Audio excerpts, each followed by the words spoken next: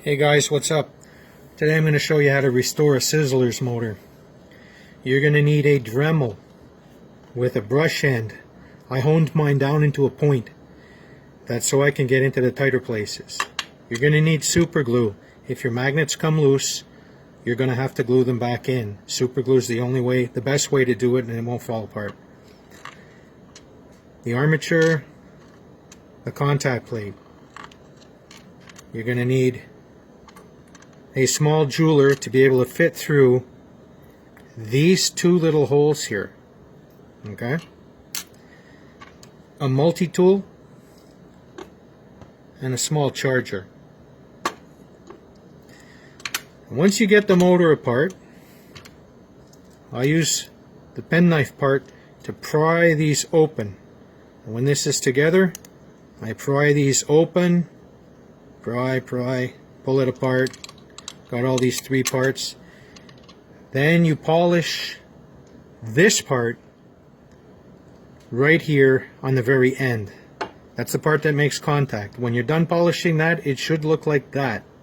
You see the difference? Okay. So let's assume you polished it already. There's your new part. Get rid of the old one. And this part here, you want to soak it in CLR for a few hours and then check on it. Make sure that the CLR is not eating right through it. And once that comes up to be not too bad, then you can take your Dremel tool and you can clean this part up, and it should turn out looking like this. Alright? Once you have this and it's all cleaned and polished, what you want to do is take your screwdriver and you want to move each little wire over the top of the humps. There's a small plastic hump there, you'll see it, and you'll see the wire lines up with these holes on the side.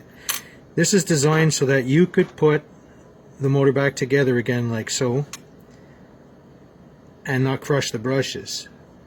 Once you get this all together like that, you take your small screwdriver and you just touch the little wires on the inside and you'll see them make contact right there on the armature. Once that's done, and I'm not going to close this all up, but it'll give you a good idea, you take your nozzle from your charger and you go across the contacts and it should start spinning. Okay, see, it spins. Okay, great. Need a little oil, of course. Now, some people like to use a brush. I use this one, Zesty Orange, and John Deere Green. I use one of these to do it. Just dip it in. You can wipe it off with a paper towel afterwards. Put your green on. Again, with the orange, put your orange on. And voila, it's done. Now, the other thing is, if you have a casing that's very corroded, the chrome will want to peel off of it. Don't worry about that. Peel it off, take your Dremel tool, and buff right down to the steel, and it'll shine just as good as this.